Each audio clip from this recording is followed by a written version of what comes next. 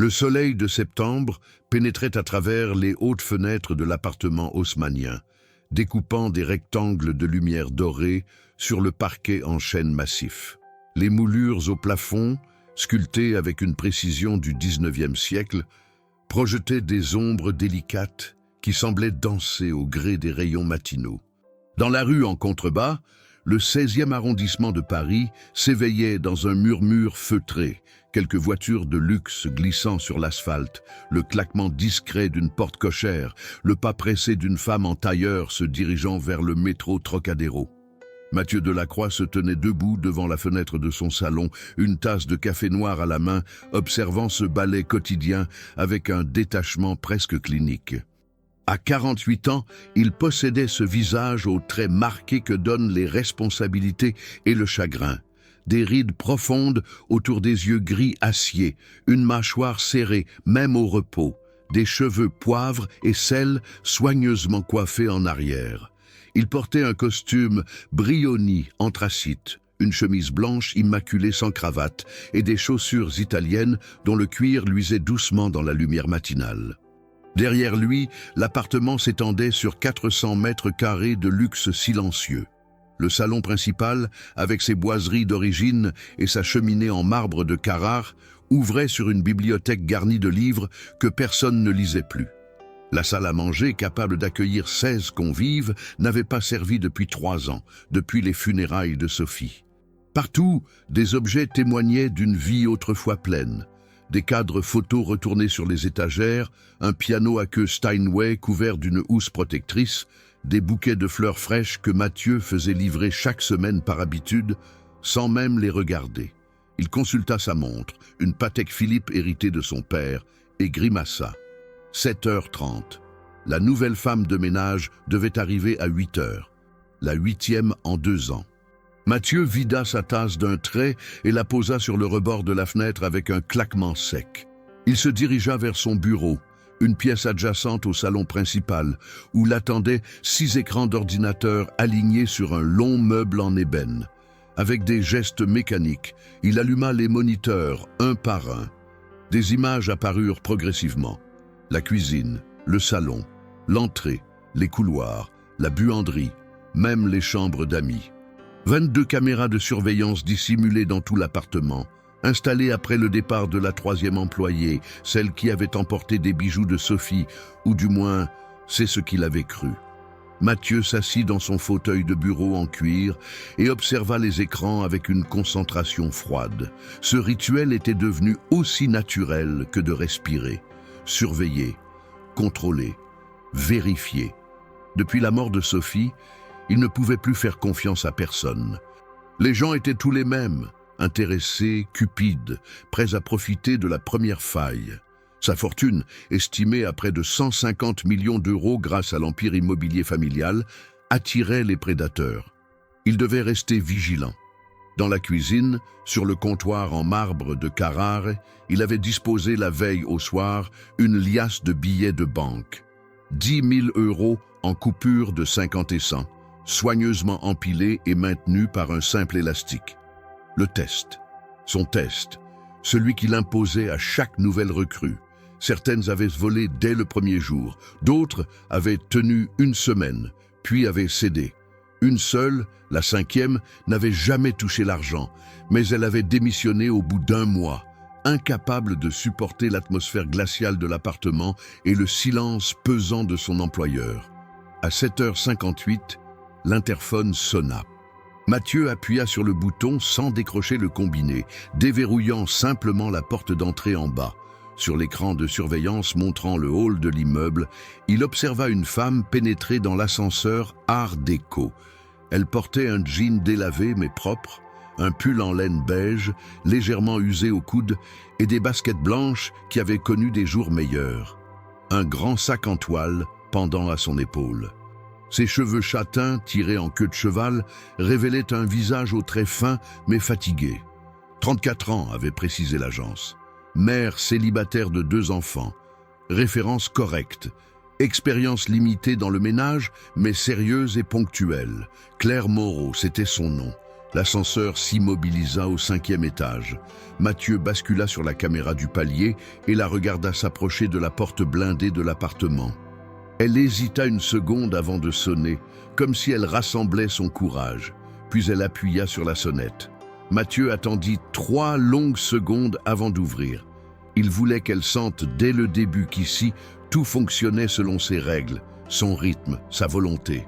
Lorsqu'il ouvrit enfin, Claire leva les yeux vers lui, avec un mélange de nervosité et de détermination. De près, Mathieu remarqua des détails que la caméra n'avait pas captés. Des cernes violacées sous ses yeux noisettes, une petite cicatrice sur le menton, des mains aux ongles courts et propres, mais abîmées par le travail. Elle sentait le savon de Marseille et une légère odeur de café. « Bonjour, monsieur Delacroix », dit-elle d'une voix claire, mais contenue. « Claire Moreau, l'agence Prestige Service m'a envoyé. » Mathieu hocha brièvement la tête sans sourire. « Entrez. » Il s'effaça pour la laisser passer et Claire pénétra dans l'entrée, un vaste espace au sol dallé de marbre noir et blanc, surmonté d'un lustre en cristal de baccarat qui devait valoir le prix d'une voiture. Elle ralentit imperceptiblement, intimidée par le luxe environnant, puis se ressaisit et attendit les instructions. « Vous commencerez par la cuisine », déclara Mathieu sans préambule, d'un ton neutre et professionnel. Ensuite, le salon, la bibliothèque et les chambres d'amis à l'étage. Ne touchez pas à mon bureau ni à ma chambre. Les produits d'entretien sont dans le placard de la buanderie au fond du couloir à gauche. Vous travaillez de 8h à 15h, avec une pause déjeuner de 30 minutes. Question ? Claire secoua la tête. Non, monsieur. Tout est clair. Bien. Je dois partir pour une réunion d'affaires. Je serai absent jusqu'en fin d'après-midi. Vous fermerez la porte en partant, elle se verrouille automatiquement. Ce mensonge coulait désormais facilement de ses lèvres. Il l'avait répété 7 fois déjà. Claire acquiesça. Mathieu attrapa sa mallette en cuir, ajusta sa veste et se dirigea vers la porte. Il marqua une pause sur le seuil, se retourna brièvement vers elle, puis sortit sans un mot de plus. La porte se referma dans un claquement étouffé. Mais Mathieu ne quitta pas l'appartement. Il traversa le palier, fit semblant d'appeler l'ascenseur pour le bénéfice du Judas de la porte, puis revint silencieusement et entra dans son bureau par la seconde entrée, celle qui donnait sur l'escalier de service. Il referma la porte sans bruit et s'installa devant ses écrans. Claire resta immobile dans l'entrée pendant quelques secondes après le départ de Mathieu. Elle inspira profondément, comme pour s'emplir de courage, puis retira sa veste qu'elle accrocha au porte-manteau près de la porte. Sous son pull, on devinait une silhouette mince, presque trop mince, celle de quelqu'un qui mange en dernier après s'être assuré que ses enfants sont rassasiés.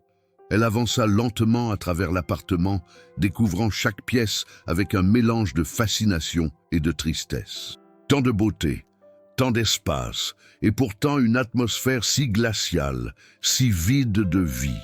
Claire avait travaillé pendant 8 ans comme infirmière à l'hôpital Tenon, dans le 20e arrondissement.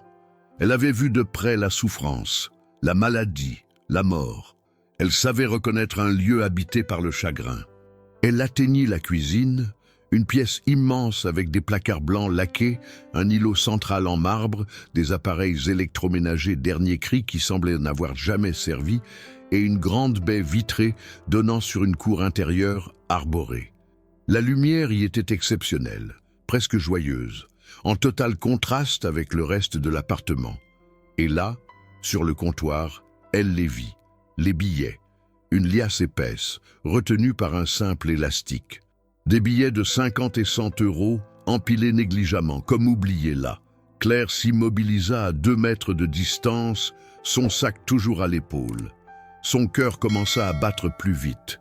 10 000 euros, peut-être plus. Elle s'approcha lentement, comme attirée par un aimant, et s'arrêta devant le comptoir. Ses mains se posèrent de chaque côté de la liasse, sans la toucher. Elle pouvait voir distinctement les visages imprimés sur les billets, les numéros de série, la texture du papier. 10 000 euros. C'était 6 mois de loyer pour son 2 pièces miteux à Montreuil. C'étaient les soins dentaires dont Emma avait besoin depuis 1 an. Sa petite fille de 7 ans avait une molaire abîmée qui lui faisait mal, mais Claire avait dû reporter le rendez-vous chez le dentiste mois après mois, faute de moyens. C'étaient les nouvelles chaussures de foot pour Lucas, dont les crampons étaient trop petits et lui blessaient les pieds. C'était la possibilité de rembourser enfin sa dette à Véronique, sa voisine qui lui prêtait régulièrement de l'argent pour les courses de fin de mois. C'était la sécurité, même temporaire. Claire ferma les yeux. Dans son esprit surgirent des images. Emma pleurant la nuit à cause de sa dent. Lucas prétendant que ses chaussures lui allaient encore alors qu'elle voyait bien ses orteils comprimés. La lettre de mise en demeure du propriétaire pour les 2 mois de loyer en retard. Le regard compatissant mais fatigué de Véronique quand Claire lui demandait encore 50 € jusqu'à la fin de la semaine. Personne ne saurait. Mathieu Delacroix était parti pour la journée. Il était millionnaire, 100 fois, 1000 fois millionnaire. Ces 10 000 € ne représentaient rien pour lui, rien. Une erreur, un oubli. Qui laisse traîner une telle somme sur un comptoir de cuisine? Peut-être même qu'il ne s'en apercevrait jamais. Et si jamais il s'en apercevait, il penserait avoir mal rangé son argent, l'avoir déplacé lui-même. Les mains de Claire se mirent à trembler. Elle les posa à plat sur le marbre froid pour les stabiliser. « Non », murmura-t-elle pour elle-même. Elle rouvrit les yeux et regarda fixement les billets. Toute sa vie, sa mère, une femme de ménage elle aussi, morte d'un cancer du poumon à 53 ans après avoir fumé 2 paquets par jour pour tenir le coup, lui avait répété la même chose. « Claire, ma chérie, on peut être pauvre, mais on reste digne. Toujours. C'est tout ce qu'on a. » Claire pensa à Lucas et Emma, à ce qu'elle voulait leur transmettre, à la personne qu'elle voulait être pour eux, même dans l'adversité, surtout dans l'adversité. Mais la tentation restait là, lancinante, juste quelques billets, 3 000 €, 2 000, 1 000 même. Qui remarquerait la différence dans une liasse pareille? Elle tendit la main. Ses doigts effleurèrent le bord des billets. Le papier était doux, presque soyeux. Il suffirait de glisser 3 ou 4 coupures dans sa poche. 30 secondes, un geste simple, une solution immédiate à tous ses problèmes. Dans son bureau, Mathieu observait la scène sur l'écran haute définition. Il s'était penché en avant, les coudes sur le bureau, les mains jointes devant sa bouche. Ses yeux gris ne quittaient pas l'image de Claire, immobile devant le comptoir, la main tendue vers l'argent. « Vas-y », murmura-t-il avec une pointe d'amertume. « Vas-y comme toutes les autres. Prouve-moi que j'ai raison, que personne n'est différent, que vous êtes tous pareils. » Il avait vu cette scène 7 fois. Parfois, les femmes hésitaient à peine. D'autres, comme Claire maintenant, restaient là de longues minutes, luttant visiblement avec leur conscience. Mais toutes finissaient par céder. Toutes. Mathieu sentit monter en lui une vague de dégoût, non pas envers Claire spécifiquement, mais envers l'humanité entière. Depuis la mort de Sophie, il ne voyait plus le monde qu'à travers ce prisme. La cupidité, l'égoïsme, la trahison. Même les collègues qui avaient assisté aux funérailles ne pensaient qu'à une chose, qui allait récupérer les parts de Sophie dans l'entreprise familiale. Même Vincent, le frère de sa défunte épouse, n'avait pas attendu 6 mois avant de réclamer sa part d'héritage, brandissant des contrats douteux et des promesses que Sophie aurait soi-disant faites. Sur l'écran, Claire n'avait toujours pas bougé. Sa main restait suspendue au-dessus des billets. « Allez », insista Mathieu entre ses dents serrées, « prends-les, qu'on en finisse. » Claire retira brusquement sa main comme si les billets l'avaient brûlée. Elle recula d'un pas, puis d'un autre. Son cœur battait si fort qu'elle pouvait l'entendre résonner dans ses oreilles. Non, elle ne pouvait pas, elle ne voulait pas devenir cette personne. Même au bord du gouffre financier, même avec la peur au ventre, elle refusait de franchir cette ligne. Parce qu'après, il n'y aurait plus de retour possible. Après, elle ne pourrait plus se regarder dans le miroir. Après, elle ne pourrait plus dire à Lucas et Emma de toujours faire ce qui est juste, peu importe les circonstances. Mais elle ne pouvait pas non plus laisser une telle somme traîner là, en pleine vue.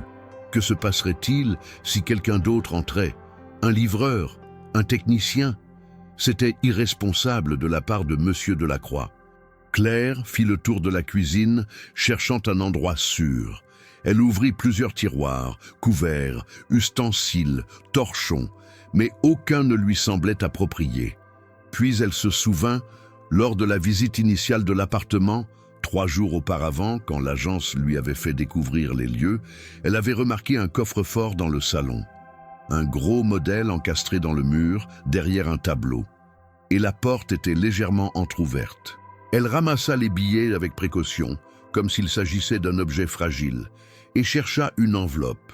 Elle en trouva une dans le tiroir près du réfrigérateur. Une enveloppe blanche, vierge. Elle y glissa soigneusement la liasse, ferma le rabat sans le coller et quitta la cuisine. Mathieu se redressa brusquement sur son fauteuil. « Quoi ?» laissa-t-il échapper à voix haute. Sur l'écran, Claire traversait le salon avec l'enveloppe à la main. Elle s'arrêta devant le grand tableau, une toile abstraite de Soulages que Sophie avait achetée lors d'une vente aux enchères, et le décala légèrement sur le côté pour révéler le coffre-fort. La porte était effectivement entr'ouverte. Mathieu l'avait laissée ainsi, volontairement, 1 semaine auparavant, après avoir sorti des documents. Il l'avait oublié. Ou peut-être pas. Peut-être était-ce un test supplémentaire, inconscient, pour voir si quelqu'un oserait fouiller à l'intérieur. Claire n'ouvrit pas davantage le coffre. Elle glissa simplement l'enveloppe par l'interstice, puis referma délicatement le lourd panneau métallique jusqu'à entendre le déclic du mécanisme de verrouillage. Elle replaça ensuite le tableau dans sa position d'origine, vérifia que tout était en ordre et retourna vers la cuisine. Mathieu resta parfaitement immobile devant son écran, le souffle coupé. Dans son esprit, quelque chose venait de se fissurer, une certitude, un dogme qu'il avait construit patiemment au fil des mois. Aucune des 7 autres femmes n'avait fait cela, aucune.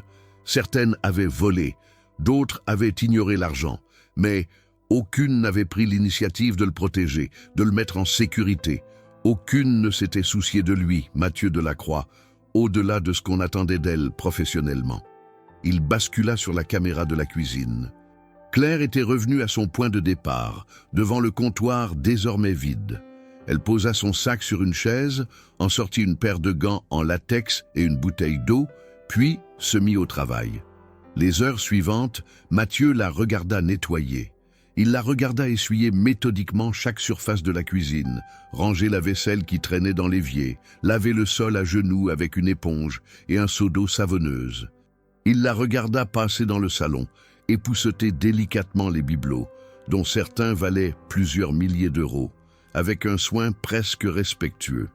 Il la regarda réarranger les coussins du canapé, aspirer le tapis perçant, nettoyer les vitres jusqu'à ce qu'elles deviennent invisibles. Ce qui le frappait le plus, ce n'était pas tant la qualité de son travail, bien que celle-ci fût indéniable, mais la façon dont elle évoluait dans l'espace.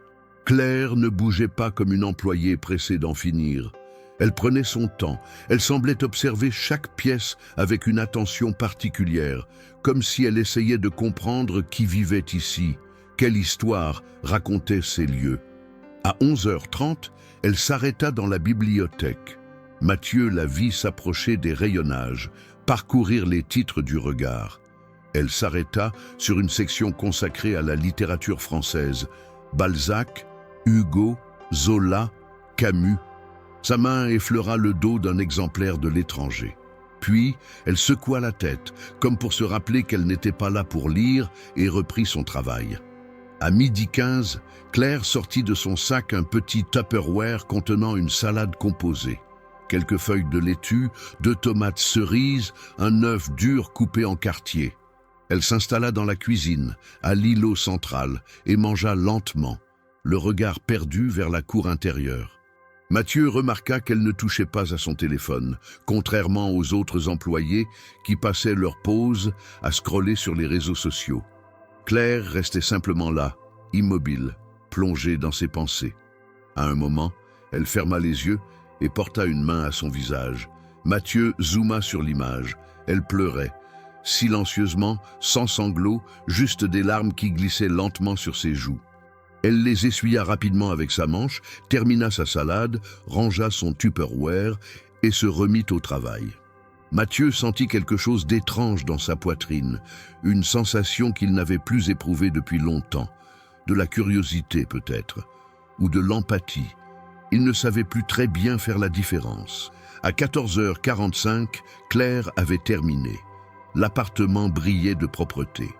Chaque surface étincelait, chaque objet était à sa place. Même l'air semblait plus léger, débarrassé de la poussière et de l'odeur de renfermé qui imprégnait habituellement les pièces. Claire rangea ses affaires, enfila sa veste et s'apprêta à partir. Mais avant de franchir la porte, elle fit quelque chose d'inattendu. Elle retourna dans le salon, s'arrêta devant le tableau de soulage et resta là quelques secondes, comme pour vérifier une dernière fois que tout était en ordre. Puis elle murmura assez fort pour que le micro dissimulé dans le lustre capte ses paroles. « Au revoir, monsieur. À demain. » Elle parlait à un appartement vide, ou du moins, c'est ce qu'elle croyait.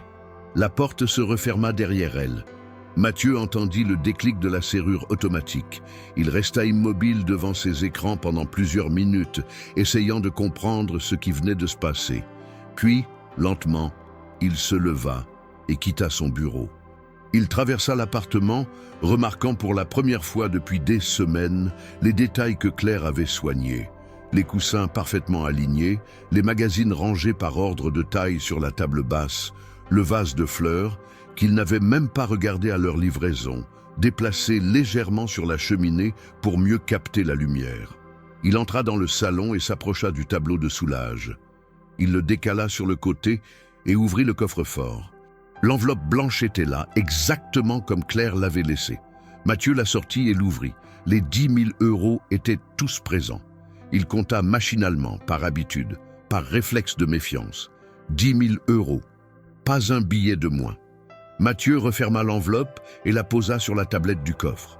Puis il resta là, debout devant le tableau, plongé dans des pensées contradictoires. Qui était vraiment Claire Moreau? Pourquoi avait-elle fait ce choix?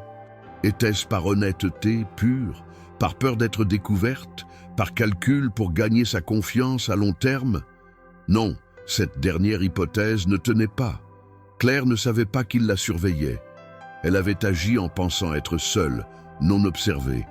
Son geste était authentique. Pour la première fois depuis 3 ans, Mathieu ressentit quelque chose qui ressemblait à du respect pour quelqu'un d'autre qu'un associé en affaires ou un client important. Cette femme, cette mère célibataire qui avait visiblement besoin d'argent, qui pleurait pendant sa pause déjeuner, qui portait des vêtements usés et des chaussures fatiguées, avait choisi de protéger son bien plutôt que de céder à la tentation. Il retourna dans son bureau et revisionna les enregistrements de la journée. Il s'attarda sur le moment où Claire avait découvert l'argent, sur l'expression de son visage, le désir, la lutte intérieure, puis la décision ferme. Il regarda en boucle la scène où elle mettait les billets dans le coffre, avec ses gestes si soigneux, presque tendres. Puis, il remarqua un détail qu'il avait manqué en direct. Après avoir replacé le tableau, Claire avait posé brièvement sa paume à plat contre la toile, comme pour s'assurer qu'elle tenait bien. Ou peut-être était-ce un geste différent, un geste de connexion, de respect, comme si elle touchait quelque chose de précieux qui ne lui appartenait pas, mais qu'elle voulait honorer. Mathieu éteignit les écrans. Pour la première fois depuis qu'il avait installé ce système de surveillance, il se sentit sale, comme un voyeur, comme quelqu'un qui avait violé l'intimité d'une personne digne. Il quitta son bureau et se dirigea vers la cuisine. Le comptoir était vide et impeccable. Exactement là où se trouvaient les billets quelques heures plus tôt, Claire avait posé, et Mathieu ne l'avait remarqué qu'en entrant physiquement dans la pièce, un petit post-it jaune. D'une écriture soignée, légèrement penchée, elle avait écrit « J'ai rangé l'argent qui traînait sur le comptoir dans le coffre-fort du salon. Je ne sais pas si c'était un oubli, mais il me semblait plus prudent de le mettre en sécurité. Bonne journée. C. M. » Mathieu prit le post-it et le lut 3 fois, puis il le plia soigneusement et le glissa dans la poche intérieure de sa veste, près de son cœur. Le lendemain matin, quand Claire arriva à 8 heures précises, Mathieu l'attendait dans l'entrée. Elle parut surprise de le voir là. Bonjour, monsieur Delacroix, dit-elle avec une légère hésitation. Bonjour, madame Moreau, répondit-il d'une voix moins froide que la veille. Je voulais vous remercier pour hier, pour votre initiative concernant l'argent. Claire rougit légèrement. Ce n'était rien, monsieur, c'était juste du bon sens. Peut-être, dit Mathieu, mais beaucoup de gens manquent de bon sens de nos jours. Il y eut un silence, pas inconfortable, mais chargé d'une reconnaissance mutuelle tacite. J'ai pensé à quelque chose, reprit Mathieu. Si vous le souhaitez, vous pourriez prendre votre pause déjeuner dans la salle à manger plutôt que dans la cuisine. C'est plus confortable. Et puis, l'appartement est grand. Il mérite d'être habité. Claire le regarda avec surprise. C'est très gentil, monsieur, mais je ne veux pas déranger. Vous ne dérangez pas, dit Mathieu. Et en prononçant ces mots, il réalisa qu'il les pensait vraiment. Claire sourit, un petit sourire timide mais sincère, et Mathieu remarqua que son visage se transformait complètement quand elle souriait. La fatigue s'effaçait momentanément, laissant place à une beauté douce, presque lumineuse. « Merci, monsieur », dit-elle simplement. Mathieu hocha la tête, puis se dirigea vers son bureau. Mais cette fois, il n'alluma pas les écrans de surveillance. Il ouvrit son ordinateur portable et se plongea dans ses dossiers professionnels, essayant de se concentrer sur un projet immobilier en cours dans le Marais. Mais ses pensées revenaient constamment vers Claire. Qui était-elle vraiment? Quelle histoire l'avait amenée ici? Pourquoi pleurait-elle pendant sa pause déjeuner? Les jours suivants, un rituel s'installa. Mathieu arrivait chaque matin à 8 heures, échangeait quelques mots polis avec Claire, puis s'enfermait dans son bureau pour travailler, mais sans surveiller les caméras. C'était comme s'il avait pris une décision silencieuse. Elle avait mérité sa confiance. Parfois, vers 11 heures, il sortait se préparer un café. Invariablement, il trouvait Claire en train de travailler, et ils échangeaient quelques phrases. Au début, des banalités. La météo, le quartier, les problèmes de circulation. Puis, petit à petit, des conversations plus substantielles. Claire lui raconta qu'elle avait grandi à Belleville dans une famille modeste, que sa mère avait été femme de ménage toute sa vie, que son père, chauffeur routier, était mort dans un accident quand elle avait 16 ans, qu'elle avait étudié pour devenir infirmière grâce à une bourse et à des petits boulots le soir. Mathieu parla peu de lui, mais il écoutait. Et dans ce silence attentif, Claire sentit quelque chose qu'elle n'avait pas ressenti depuis longtemps, de la considération. Monsieur Delacroix ne la traitait pas comme une domestique, mais comme une personne. Une semaine après son arrivée, un jeudi matin, Claire arriva avec 10 minutes de retard. Elle était essoufflée, visiblement bouleversée. Ses yeux étaient rouges. « Pardonnez-moi, monsieur, dit-elle en ôtant précipitamment sa veste. Il y a eu un problème avec ma fille ce matin. Rien de grave, mais... Enfin, je suis désolé du retard. » Mathieu, qui s'apprêtait à partir pour un rendez-vous, marqua une pause. « Votre fille va bien ?» Claire hésita, puis hocha la tête un peu trop vite. « Oui, oui, ce n'est rien. » Mais Mathieu voyait bien que quelque chose n'allait pas. Il prit une décision impulsive, quelque chose qu'il n'aurait jamais fait 3 semaines auparavant. « Madame Moreau, dit-il d'une voix plus douce, si vous avez besoin de parler, ma porte est ouverte. Je sais que ce n'est pas dans mes attributions d'employeur, mais... Enfin, si je peux aider d'une manière ou d'une autre. » Claire le regarda, stupéfaite. Puis, comme un barrage qui cède, elle fondit en larmes. Mathieu resta figé pendant une fraction de seconde, déstabilisé par ces larmes soudaines. Il n'avait pas prévu cela. Depuis la mort de Sophie, il avait soigneusement évité toute forme d'intimité émotionnelle avec quiconque. Les pleurs d'une femme, surtout, réveillaient en lui des souvenirs trop douloureux. Sophie sanglotant dans la salle de bain, après avoir appris son diagnostic. Sophie s'effondrant dans ses bras la veille de sa première chimiothérapie. Sophie pleurant de rage contre l'injustice de devoir partir si tôt, mais il y avait quelque chose dans la détresse de Claire qui empêchait Mathieu de fuir, une vulnérabilité brute, sans artifice, qui le touchait malgré lui. « Je suis désolé », balbutia Claire entre 2 sanglots, portant ses mains à son visage. « C'est tellement inapproprié, je ne devrais pas... Excusez-moi. » Mathieu posa sa mallette et fit un pas vers elle. « Venez, dit-il d'une voix inhabituellement douce.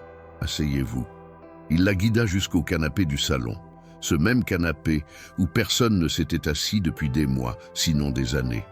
Claire s'effondra sur les coussins, les épaules secouées par les sanglots qu'elle essayait désespérément de contenir. Mathieu disparut un instant dans la cuisine et revint avec un verre d'eau et une boîte de mouchoirs en papier. « Tenez, dit-il en les lui tendant. Claire but quelques gorgées, s'essuya le visage, inspira profondément pour reprendre contenance. Mathieu s'assit dans le fauteuil en face d'elle, attendant patiemment qu'elle soit prête à parler. Il avait annulé mentalement son rendez-vous. Pour la première fois depuis 3 ans, quelque chose lui semblait plus important que les affaires. « C'est ma fille, Emma », commença finalement Claire d'une voix tremblante. « Elle a 7 ans. Ce matin, à l'école, elle a fait un malaise. Elle s'est effondrée en plein cours de gymnastique. » Mathieu se pencha légèrement en avant. « Elle va bien ?» L'infirmière scolaire dit que oui, que c'est probablement la fatigue et peut-être la faim. Claire prononça ce dernier mot avec une honte visible, comme un aveu de culpabilité. Emma ne mange pas toujours à sa faim. Pas parce que je ne veux pas, mais parce que... Elle s'interrompit, incapable de continuer. Mathieu comprit. Il comprit avec une clarté soudaine et brutale la réalité que vivait cette femme assise devant lui. Les vêtements usés, la maigreur, les larmes pendant la pause déjeuner, la tentation devant les 10 000 euros. Tout prenait sens. « Vous avez des difficultés financières », constata-t-il sans jugement. Claire hocha la tête, les yeux rivés au sol. « Je dois 2 mois de loyer. Mon fils, Lucas, a besoin de nouvelles chaussures de foot, mais je ne peux pas les lui acheter. Emma devrait voir un dentiste depuis 1 an, mais je n'ai pas les moyens. Et maintenant, elle fait des malaises parce que je ne suis pas capable de nourrir correctement mes propres enfants. » Sa voix se brisa sur ces derniers mots. Elle enfouit son visage dans ses mains. Mathieu sentit quelque chose se déchirer dans sa poitrine. Cette douleur, il la connaissait. L'impuissance face à la souffrance de ceux qu'on aime. Il l'avait ressenti chaque jour pendant les 8 mois de maladie de Sophie, regardant son corps se consumer sans pouvoir rien faire malgré tous ces millions, malgré tous les meilleurs médecins du monde. « Madame Moreau, » dit-il d'une voix ferme mais bienveillante, « regardez-moi. » Claire leva lentement les yeux vers lui. Son visage était ravagé par les pleurs, par la honte, par l'épuisement. « Vous n'êtes pas une mauvaise mère, » déclara Mathieu. « Vous êtes une femme qui se bat seule dans une situation impossible. Il y a une différence. Mais Emma ira bien. Nous allons nous assurer qu'elle aille bien. » Le « nous » lui avait échappé naturellement, sans réflexion préalable. « Je vous augmente. Votre salaire double à partir d'aujourd'hui. Et je vous verse une avance de 3 mois immédiatement. » Claire écarquilla les yeux. « Monsieur, je ne peux pas accepter. » « Vous pouvez, et vous allez accepter. » Le ton de Mathieu ne laissait place à aucune discussion. « Considérez cela comme un ajustement salarial mérité. Vous faites un travail exceptionnel. » Et puis, il marqua une pause, cherchant ses mots. « Et puis vous avez fait quelque chose il y a 1 semaine que personne d'autre n'a fait. Vous avez protégé ce qui m'appartient alors que vous auriez pu facilement prendre cet argent. Vous méritez ma reconnaissance. » Claire le dévisagea, abasourdie. Des larmes coulaient à nouveau sur ses joues, mais cette fois-ci, c'étaient des larmes de soulagement, de gratitude, d'incrédulité. Je ne sais pas quoi dire. « Ne dites rien. Allez chercher votre fille à l'école. Prenez votre journée. Emmenez-la voir un médecin, un bon médecin. Passez du temps avec elle. Et demain, nous parlerons de la suite. » Mathieu se leva, sortit son portefeuille et en tira sa carte bancaire professionnelle. Il griffonna rapidement un numéro sur un bout de papier. « Voici le numéro de mon comptable. Appelez-le dans l'après-midi, dites-lui que vous travaillez pour moi. Il vous organisera un virement immédiat. » Claire se leva aussi, chancelante. Elle prit le papier avec des mains tremblantes. « Monsieur Delacroix, je ne sais pas comment vous remercier. Occupez-vous de vos enfants, c'est le seul remerciement dont j'ai besoin. » Claire hocha la tête, ramassa ses affaires en hâte et se dirigea vers la porte. Sur le seuil, elle se retourna une dernière fois. « Vous êtes quelqu'un de bien, monsieur, même si vous ne voulez pas le croire. » Puis elle partit, laissant Mathieu seul dans son appartement, soudainement trop grand, trop silencieux. Il resta immobile pendant plusieurs minutes, essayant de comprendre ce qui venait de se passer. Pourquoi avait-il fait cela? Par compassion? Par culpabilité? Pour se racheter de ses soupçons initiaux?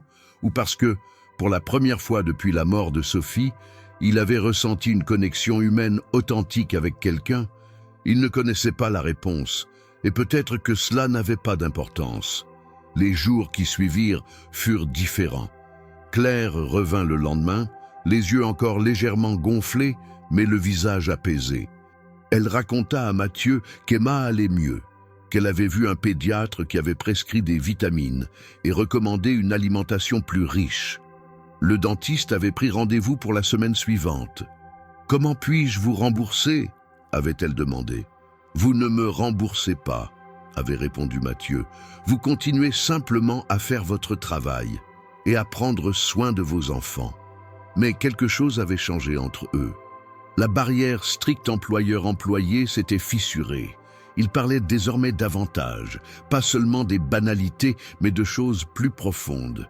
Claire lui raconta son passé d'infirmière, comment elle avait aimé ce métier avec passion, comment elle avait commencé à l'hôpital Tenon à 24 ans, pleine d'idéalisme et d'énergie. Comment, pendant 10 ans, elle avait tout donné. Des gardes de nuit interminables, des urgences chaotiques, des décisions de vie ou de mort prises en quelques secondes. « C'était intense », dit-elle un matin, en préparant du café pour eux deux, un rituel qui s'était installé naturellement. Mais c'était aussi gratifiant. Chaque patient sauvé, chaque famille rassurée, chaque geste qui faisait la différence. Je rentrais épuisé, mais je me sentais utile. « Qu'est-ce qui s'est passé ?» demanda Mathieu. Claire resta silencieuse un moment, fixant sa tasse. « Le burn-out, ça arrive progressivement, vous savez. On pense qu'on peut tout gérer, qu'on est fort. Et puis un jour, on s'effondre. » Elle lui raconta la nuit où tout avait basculé. Une nuit de janvier, 3 ans auparavant. Un accident de la route multiple. 7 blessés graves arrivant simultanément aux urgences. Pas assez de personnel, pas assez de lits, pas assez de temps. Claire avait dû choisir qui traiter en priorité, qui avait les meilleures chances de survie. Elle avait sauvé 5 personnes cette nuit-là, mais 2 étaient mortes. Un homme de 32 ans, père de 3 enfants. Une adolescente de 16 ans qui se rendait à un concert. « J'ai fait tout ce que je pouvais », murmura Claire, les larmes menaçant de déborder. Mais ce n'était pas assez. Ça n'a jamais été assez. Et après cette nuit-là, je n'arrivais plus à dormir. Je revoyais leurs visages. J'entendais les cris de leur famille. Je me demandais si j'avais fait les bons choix, si quelqu'un d'autre, plus expérimenté, aurait pu les sauver tous les deux. Mathieu écoutait sans l'interrompre. Il connaissait cette culpabilité irrationnelle, ce poids insupportable de l'échec face à la mort. Les semaines suivantes, j'ai commencé à faire des erreurs, continua Claire. Rien de grave, mais des petites choses. J'oubliais des traitements. Je confondais des dossiers. J'étais ailleurs, toujours ailleurs. Mon chef de service m'a mise en arrêt maladie. 3 mois, puis 6. J'ai consulté une psychologue, pris des antidépresseurs, mais je ne pouvais plus retourner à l'hôpital. Rien qu'en passant devant, j'avais des crises de panique. « Et vos enfants ?» demanda doucement Mathieu. « Leur père était déjà parti à ce moment-là, » dit Claire avec un rire amer. Il était commercial, toujours en déplacement. Quand je suis tombé malade, il a dit qu'il ne pouvait plus gérer, qu'il avait besoin d'espace. En réalité, il avait rencontré quelqu'un d'autre. Il est parti s'installer à Lyon avec sa nouvelle copine. Il envoie 200 € par mois pour les enfants quand il y pense, ce qui est rare. Je suis désolé. Moi aussi. Mais bon, la vie continue. J'ai trouvé ce travail de ménage. Ce n'est pas ce que j'avais imaginé pour moi, mais ça paie les factures. Enfin, presque. Elle sourit faiblement. Jusqu'à ce que vous me doubliez mon salaire. Mathieu lui rendit son sourire, un vrai sourire, quelque chose qu'il n'avait plus fait depuis des années. Vous le méritez. À son tour, Mathieu commença à s'ouvrir. Pas tout de suite, pas facilement, mais par petites touches. Il parla de Sophie, de leur rencontre à la Sorbonne, 25 ans auparavant, alors qu'ils étudiaient tous deux le droit. De leur mariage précipité quand Sophie était tombée enceinte, une grossesse qui s'était terminée en fausse couche, mais ils étaient restés ensemble, plus amoureux que jamais. Elle voulait des enfants, dit Mathieu un après-midi, debout devant la fenêtre du salon, regardant la pluie tomber sur Paris. On a essayé pendant des années, plusieurs fausses couches, des traitements de fertilité qui n'ont rien donné. À un moment, on a accepté que ça n'arriverait pas. On s'est dit qu'on serait heureux tous les deux, et on l'était, vraiment. Claire, qui était en train de plier du linge propre sur le canapé, leva les yeux vers lui. « Elle vous manque. » Ce n'était pas une question. « Chaque jour, » admit Mathieu. « Chaque seconde. Ça fait 3 ans et j'ai l'impression que c'était hier. Comment est-elle partie ?» Mathieu ferma les yeux. « Cancer du pancréas. Diagnostiqué au stade 4. 8 mois entre le diagnostic et la fin. 8 mois à la regarder s'éteindre progressivement. Les médecins ont tout essayé. Chimiothérapie, radiothérapie, chirurgie expérimentale. Rien n'a fonctionné.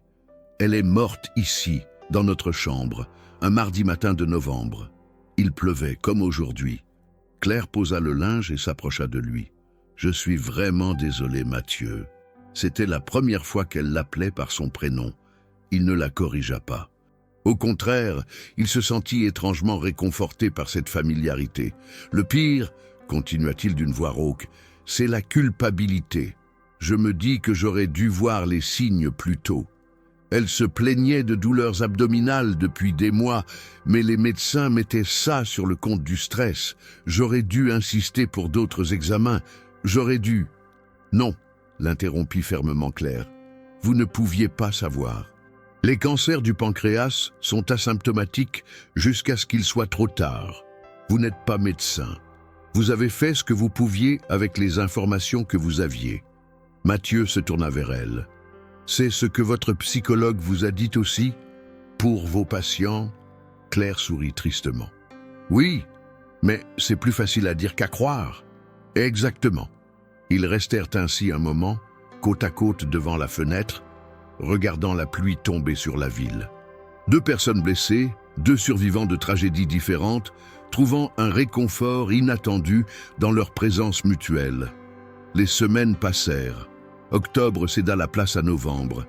Les arbres du 16e arrondissement se parèrent de couleurs automnales avant de perdre leurs feuilles. Les jours raccourcirent. Paris revêtit cette atmosphère mélancolique qui lui va si bien à cette période de l'année. La relation entre Mathieu et Claire continuait d'évoluer. Ils prenaient désormais leur café ensemble chaque matin, discutant de tout et de rien. Mathieu demandait des nouvelles d'Emma et de Lucas. Claire l'interrogeait sur ses projets immobiliers. Parfois, il l'aidait dans les tâches les plus lourdes, déplacer des meubles, changer les ampoules difficiles d'accès. Elle, en retour, avait commencé à cuisiner occasionnellement pour lui. Des plats simples mais délicieux qu'elle préparait pendant qu'elle était là et qu'elle laissait dans le réfrigérateur avec des instructions de réchauffage. Un jeudi soir, Mathieu l'invita à rester dîner. Claire hésita longuement avant d'accepter. Elle appela sa voisine Véronique pour lui demander de garder les enfants 1 heure de plus. Puis elle s'assit à la grande table de la salle à manger, cette table où personne ne s'était installé depuis les funérailles de Sophie, et partagea avec Mathieu un repas qu'il avait fait livrer d'un restaurant gastronomique du quartier. « Vous savez, » dit Claire en dégustant un verre de vin blanc, « c'est étrange, il y a 2 mois, je ne vous connaissais pas, et maintenant, j'ai l'impression de... » « Enfin, de quoi ?» demanda Mathieu.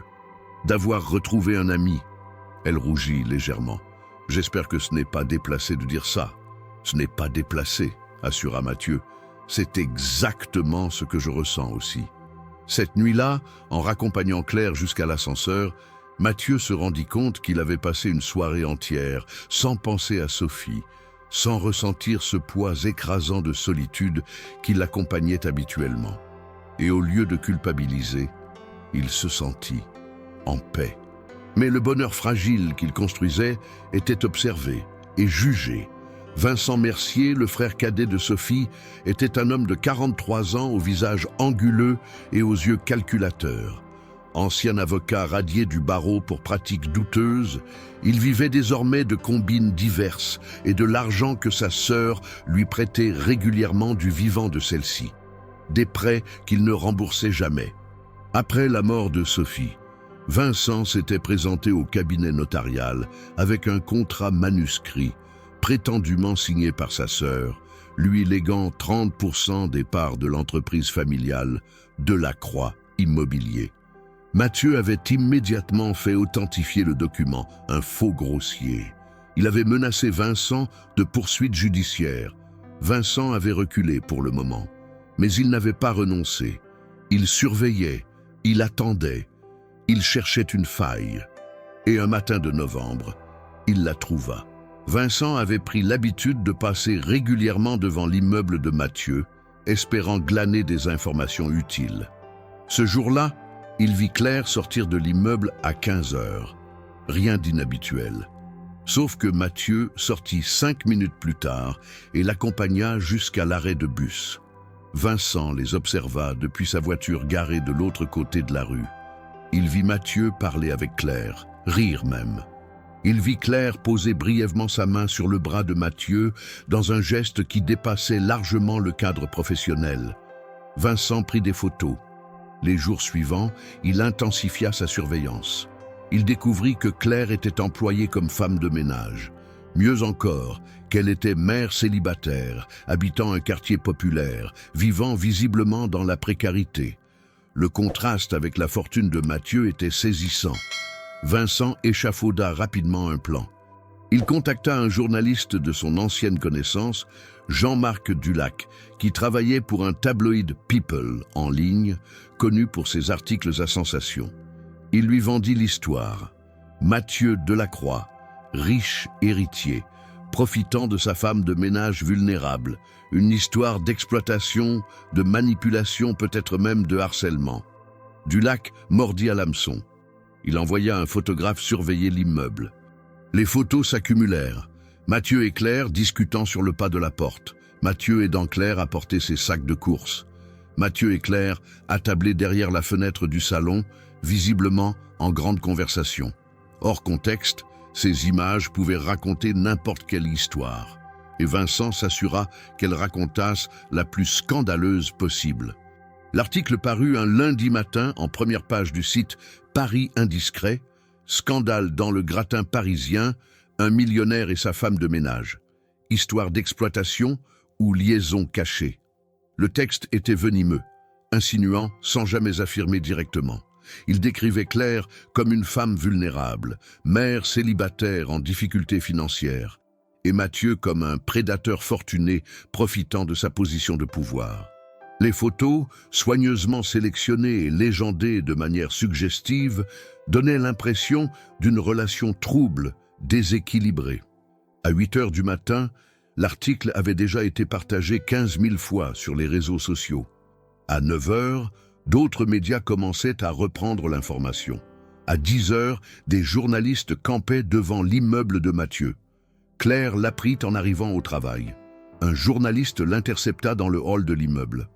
« Madame Moreau, Claire Moreau, quelques questions sur votre relation avec Mathieu Delacroix. » Claire, abasourdie, tenta de passer sans répondre.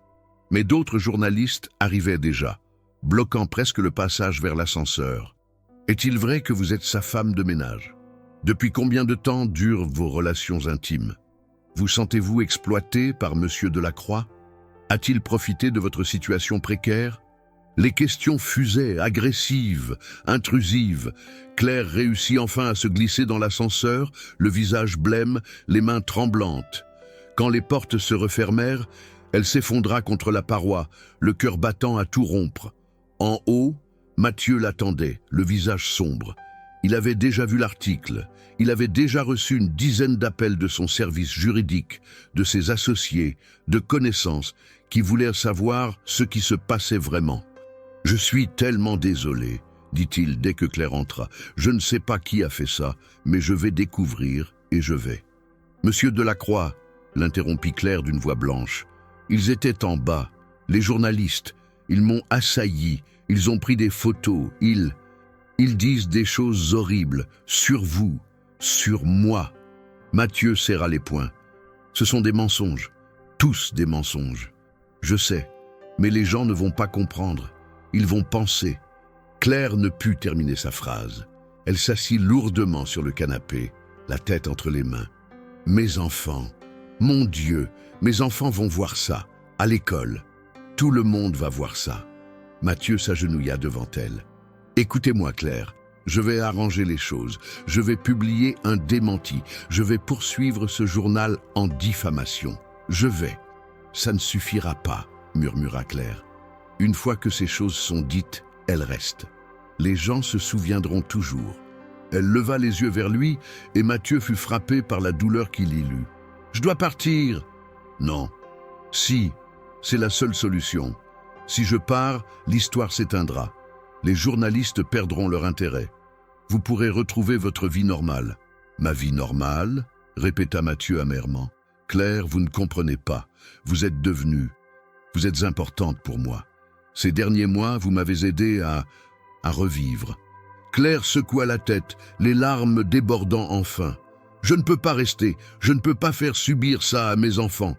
Lucas m'a déjà envoyé un message ce matin.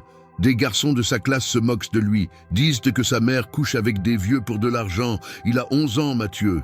11 ans. » Mathieu sentit une rage froide l'envahir. Pas contre Claire, contre Vincent, car il savait, avec une certitude absolue, que c'était lui derrière tout ça. Contre les journalistes qui détruisaient des vies pour quelques clics, contre un monde qui salissait systématiquement toute forme de connexion humaine authentique. « Attendez, dit-il, attendez au moins quelques jours, le temps que je trouve qui a fait ça, le temps que je réfléchisse à une stratégie. » Mais Claire se leva, ramassa son sac. « Je suis désolé, Mathieu, vraiment, vous avez été incroyablement généreux avec moi. Vous m'avez sauvé. Mais maintenant, c'est à moi de protéger ma famille. » Elle se dirigea vers la porte. Mathieu la suivit, désespéré. « Claire, s'il vous plaît. » Sur le seuil, Claire se retourna une dernière fois. Ses yeux étaient rouges, son visage ravagé par les larmes, mais il y avait aussi une détermination farouche dans son expression. « Prenez soin de vous, monsieur Delacroix, » dit-elle avec un retour au vouvoiement qui fit mal à Mathieu. « Vous méritez d'être heureux. Ne laissez pas les gens comme eux vous convaincre du contraire. » Puis elle partit. L'ascenseur l'emporta vers le rez-de-chaussée, vers la meute de journalistes, vers sa vie fracassée. Mathieu resta seul dans l'entrée de son appartement, regardant fixement la porte close. Autour de lui, le silence revint, ce silence mortel qu'il avait appris à haïr et dont Claire l'avait libéré pendant quelques semaines trop courtes. Il retourna dans son salon et ramassa le journal que Claire avait laissé tomber. Il relut l'article, chaque mot lui brûlant les yeux. Puis, il vit la signature au bas du texte, Jean-Marc Dulac, et dans les remerciements, une mention presque invisible, avec l'aide précieuse de Vincent Mercier. Vincent, bien sûr. Mathieu prit son téléphone et composa un numéro. « Maître Rousseau, Mathieu Delacroix à l'appareil. J'ai besoin de vous, immédiatement. Préparez-vous à une bataille juridique. Je veux détruire un homme. » Les 3 jours suivants furent un enfer. L'histoire enfla sur les réseaux sociaux. Des inconnus se permettaient de juger, de commenter, d'insulter. Certains prenaient la défense de Claire, la dépeignant comme une victime exploitée. D'autres l'accusaient d'être une arriviste profitant d'un homme vulnérable. Mathieu, quant à lui, était alternativement décrit comme un prédateur ou comme une dupe pathétique. L'agence Prestige Service appela Claire pour lui annoncer qu'elle était suspendue, le temps que l'affaire se tasse. Chez elle, à Montreuil, des journalistes campaient devant son immeuble. Lucas refusait d'aller à l'école. Emma faisait des cauchemars. Véronique, sa voisine, la seule personne qui lui restait, la suppliait de porter plainte contre Mathieu pour harcèlement moral. Ça te permettrait de récupérer de l'argent, de te reconstruire. Mais Claire refusait catégoriquement. Il ne m'a jamais harcelé, il m'a aidé, c'est moi qui devrais le remercier. Alors suis-le en justice, lui, insistait Véronique. C'est de sa faute si tu es dans cette situation. Non, répondait Claire fermement. Ce n'est la faute de personne, sauf de ceux qui ont publié ces mensonges. De son côté, Mathieu travaillait jour et nuit avec son équipe juridique. Il rassemblait des preuves, préparait des poursuites, contactait des experts en réputation. Mais surtout, il cherchait un moyen de retourner la situation, pas pour lui, mais pour Claire, car c'était elle qui souffrait le plus. Lui avait l'habitude des attaques médiatiques. Son entreprise en avait déjà traversé.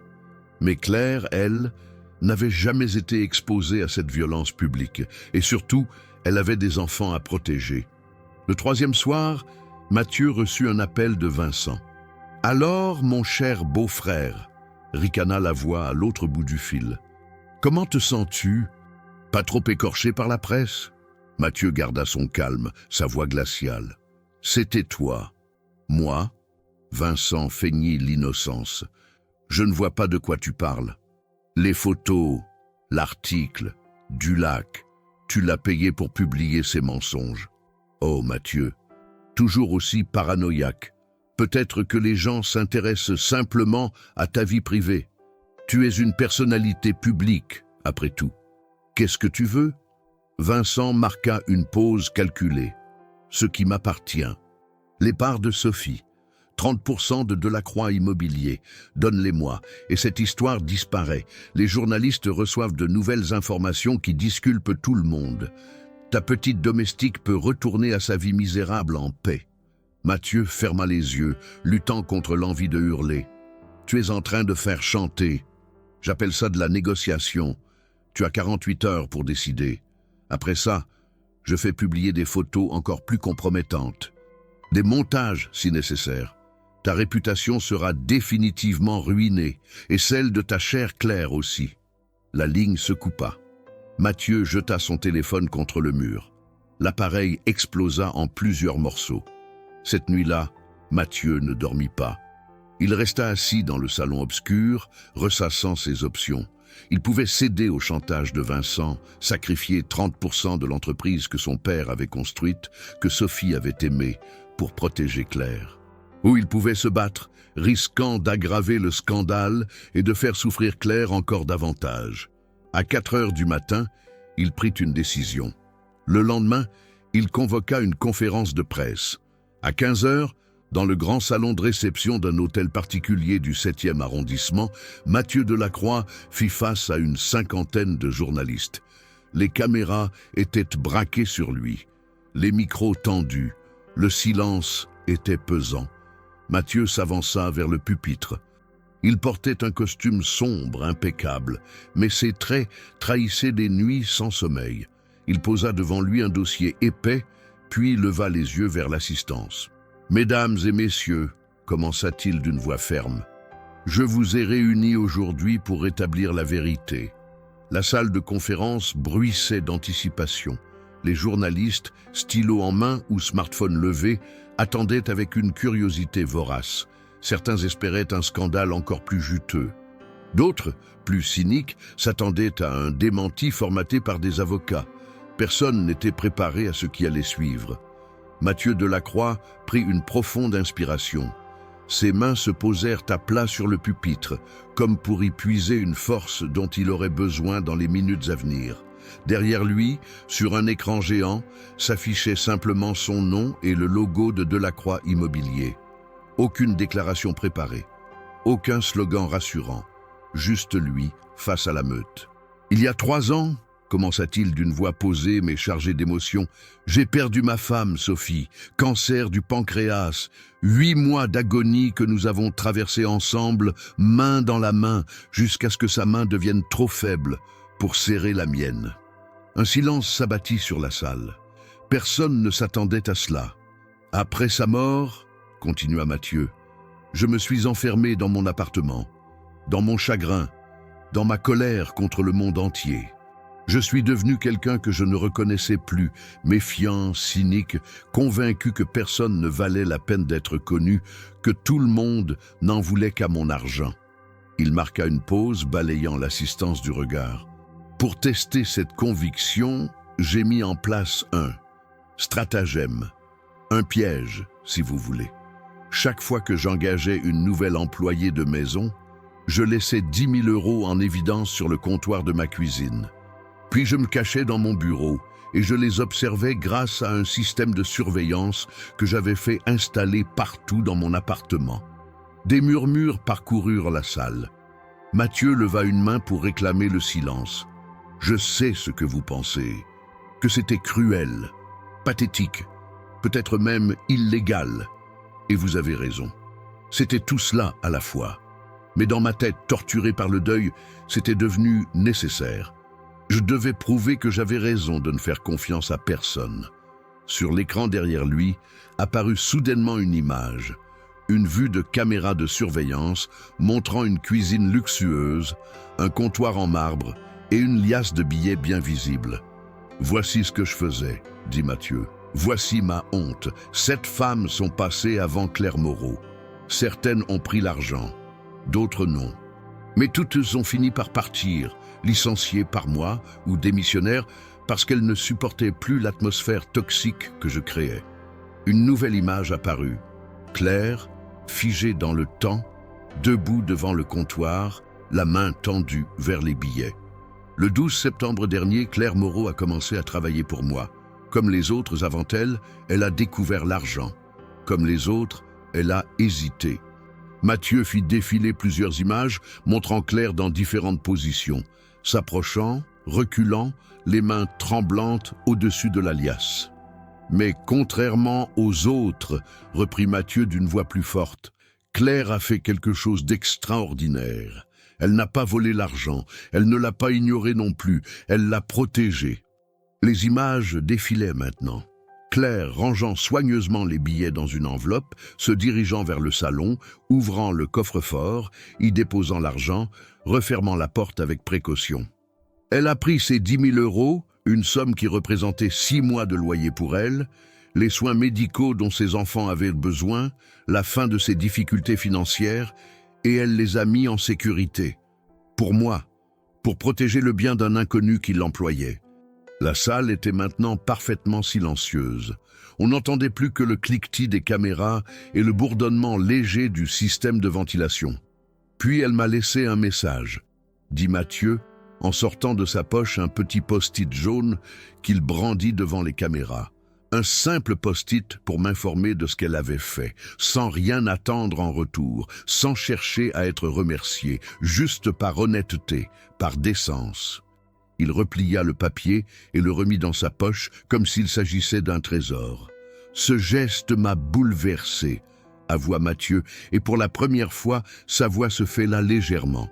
Pour la première fois depuis la mort de Sophie, j'ai rencontré quelqu'un qui m'a rappelé qu'il existe encore des personnes bonnes dans ce monde, des personnes qui choisissent de faire ce qui est juste même quand personne ne les observe, même quand elles ont toutes les raisons de faire le contraire. Il fit une nouvelle pause, rassemblant ses forces pour la suite. Les semaines suivantes, j'ai appris à connaître Claire. Non pas en l'espionnant, j'avais éteint les caméras après son premier jour, mais en lui parlant, en partageant des cafés le matin, en écoutant son histoire. J'ai découvert une femme d'une force extraordinaire, une ancienne infirmière qui avait tout donné pour sauver des vies, qui s'était brisée en portant le poids de celles qu'elle n'avait pu sauver. Une mère célibataire qui se battait seule pour élever 2 enfants merveilleux, une survivante. Sur l'écran défilaient maintenant des photos plus récentes. Mathieu et Claire discutant dans le salon, partageant un repas, riant ensemble. « Nous sommes devenus amis », dit simplement Mathieu. « Des amis, rien de plus, contrairement à ce que certains voudraient vous faire croire. Elle m'a aidé à sortir de mon deuil. Je l'ai aidée financièrement parce qu'elle le méritait, parce qu'elle travaillait avec un dévouement exceptionnel et parce que je pouvais le faire. Il n'y a jamais eu d'exploitation, il n'y a jamais eu de relation déplacée. Il y a eu 2 êtres humains blessés qui se sont trouvés et qui se sont aidés mutuellement à guérir. Mathieu prit une nouvelle inspiration et son visage se durcit. Mais quelqu'un a décidé de transformer cette histoire en scandale. Quelqu'un qui m'en veut depuis la mort de ma femme. Quelqu'un qui a essayé de me voler l'héritage de Sophie avec des documents falsifiés. Quelqu'un qui, voyant que la justice ne lui donnerait pas ce qu'il voulait, a choisi de me détruire publiquement. Une nouvelle image apparut sur l'écran. Vincent Mercier, capturé par une caméra de surveillance devant l'immeuble de Mathieu, prenant des photos. Vincent Mercier, annonça Mathieu d'une voix glaciale. Le frère de ma défunte épouse. C'est lui qui a orchestré cette campagne de diffamation. C'est lui qui a fourni les photos décontextualisées au journal Paris Indiscret. C'est lui qui a tissé ce récit mensonger d'exploitation et de manipulation. L'écran se remplit maintenant de captures d'écran, des échanges de mails entre Vincent et Jean-Marc Dulac, des virements bancaires, des messages textes explicites. Voici les preuves, dit Mathieu. Des échanges entre Vincent Mercier et le journaliste Jean-Marc Dulac. Des paiements de 15 000 € effectués 3 jours avant la publication de l'article. Des instructions précises sur l'angle à adopter, les photos à utiliser, les insinuations à glisser dans le texte. Il laissa les journalistes assimiler l'information pendant quelques secondes. Vincent m'a contacté il y a 3 jours, révéla Mathieu. Il m'a proposé un marché. Je lui cède 30% de Delacroix Immobilier, l'entreprise que mon père a construite, que Sophie a contribué à développer, et il fait disparaître le scandale. Du chantage pur et simple. Les murmures reprirent. Plus fort cette fois. Des journalistes levèrent déjà la main pour poser des questions, mais Mathieu les ignora. Il n'avait pas terminé. J'aurais pu céder, admit-il. J'y ai pensé. Pas pour moi, je me fiche de ce que les gens pensent de moi. Mais pour Claire, pour protéger cette femme qui ne mérite rien de tout cela, pour épargner ses enfants, Lucas et Emma, qui sont harcelés à l'école à cause de mensonges que des adultes ont répandus. Sa voix devint plus dure, plus déterminée. Mais j'ai réalisé que céder au chantage, c'était laisser Vincent gagner. C'était lui donner le pouvoir de continuer à détruire des vies pour son profit personnel. Et surtout, c'était trahir la mémoire de Sophie, qui m'a toujours appris à me battre pour ce qui est juste. Mathieu se pencha légèrement vers les micros, son regard balayant chaque visage dans l'assistance. Alors, voici ma réponse à Vincent Mercier. Non, tu n'auras rien. J'ai transmis toutes ces preuves au procureur de la République ce matin. Tu vas répondre de tes actes devant la justice. Chantage, diffamation, harcèlement. Chaque charge sera portée contre toi. Il se redressa, les épaules plus droites. Et voici ce que je veux dire aux médias qui ont relayé cette histoire, sans vérifier les faits, qui ont détruit la réputation d'une femme innocente pour quelques clics. Vous avez du sang sur les mains. Claire Moreau est une mère de famille qui travaille dur pour survivre. Ses enfants ont 11 et 7 ans. À cause de vos articles irresponsables, ils pleurent le soir en se demandant pourquoi tout le monde dit des méchancetés sur leur maman. Vous appelez ça du journalisme? Moi j'appelle ça de la cruauté. Le silence dans la salle était maintenant assourdissant. Plusieurs journalistes avaient baissé les yeux, mal à l'aise. Je poursuis également Paris Indiscret et Jean-Marc Dulac en diffamation, annonça Mathieu. Les dommages et intérêts demandés s'élèveront à 5 millions d'euros. Pas pour moi, je n'ai pas besoin de cet argent. Mais pour Claire, qui mérite d'être dédommagée du tort qu'on lui a causé. Et pour financer une fondation que je compte créer en mémoire de Sophie, dédiée à la protection des victimes de harcèlement médiatique. Il attrapa un verre d'eau posé sur le pupitre et but lentement, laissant ses paroles résonner dans la salle. Maintenant, reprit-il d'une voix plus calme, je veux m'adresser directement à Claire Moreau, où qu'elle soit en ce moment. Mathieu fixa une des caméras, comme s'il pouvait voir Claire à travers l'objectif. Claire, je sais que tu regardes probablement cette conférence. Je sais que tu as voulu partir pour me protéger, pour protéger tes enfants. Et je comprends. Mais je veux que tu saches quelque chose. Tu n'as rien fait de mal. Absolument rien. Tu as été exceptionnel, du premier au dernier jour. Tu m'as sauvé d'une vie de solitude et d'amertume. Tu m'as rappelé ce que signifie être humain. Et je refuse de te laisser porter le poids de la méchanceté des autres. » Sa voix se fit plus douce, presque intime, comme s'il avait oublié qu'il s'adressait à des dizaines de journalistes. « Tu m'as dit, le jour de ton départ, que je méritais d'être heureux. Eh bien, je te retourne ce souhait. Tu mérites d'être heureux.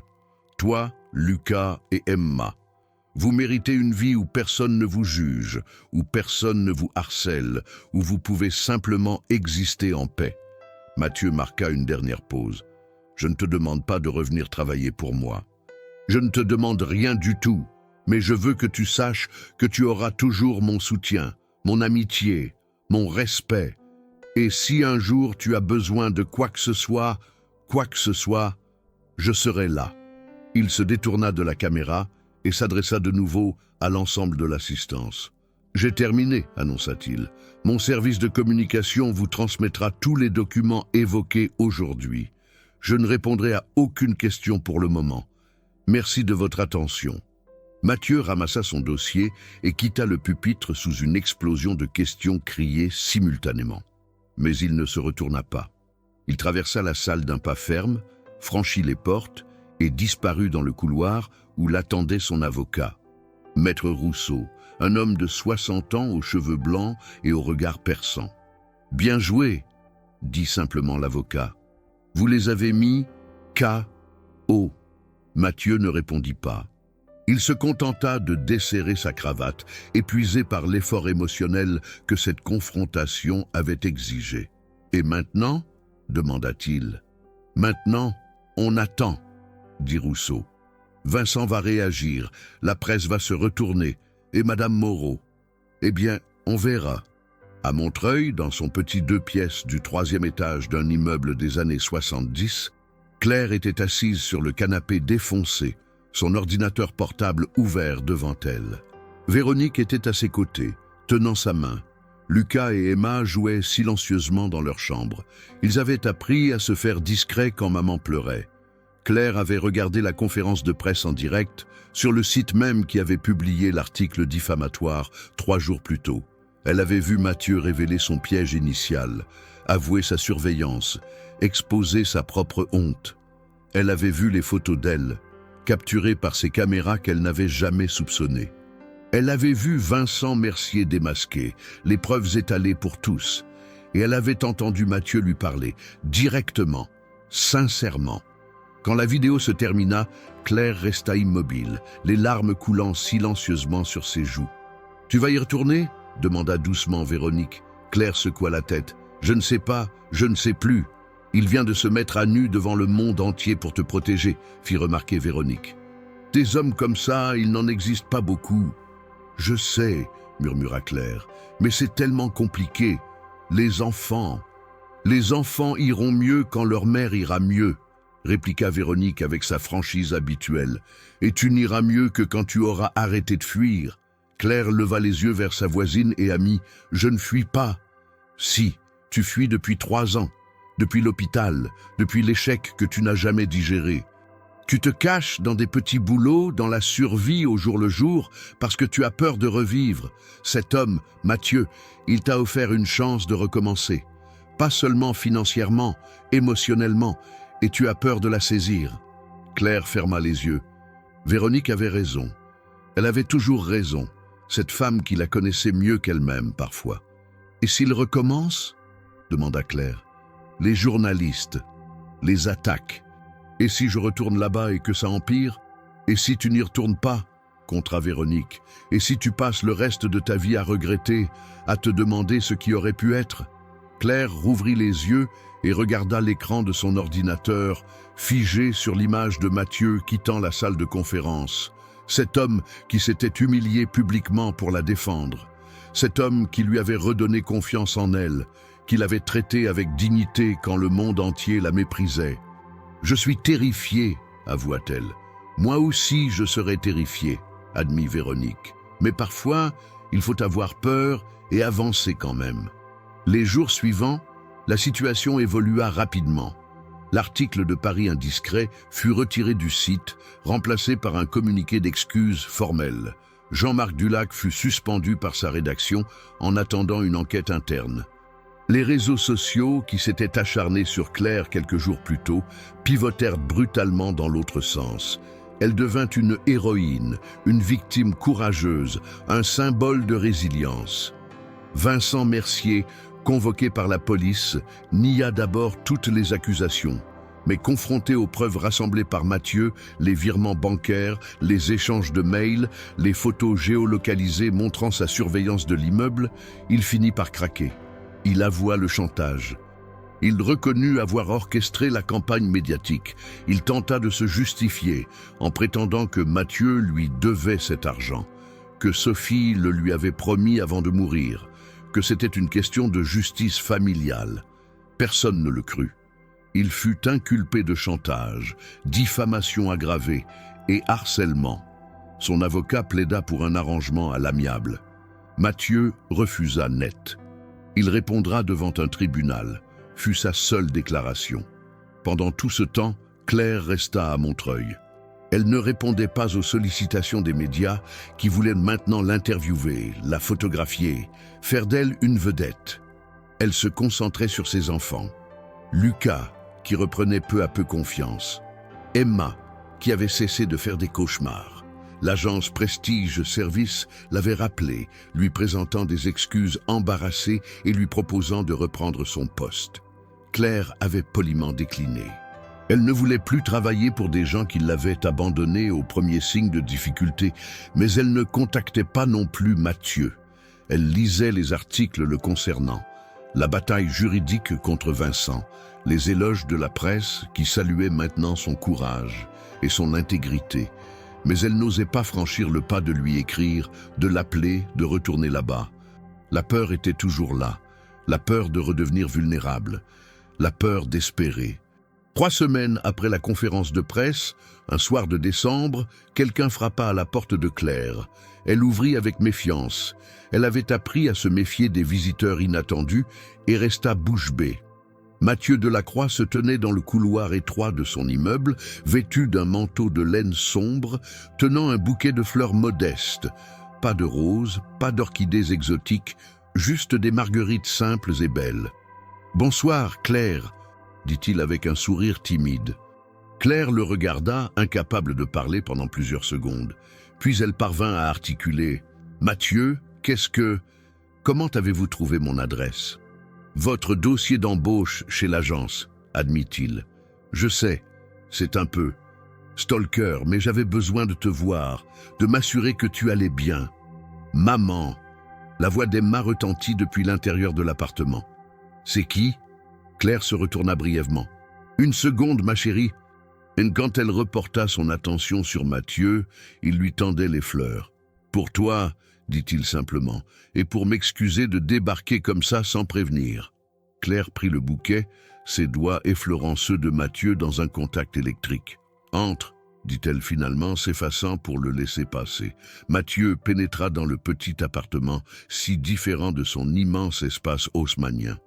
Ici, tout était exigu mais chaleureux.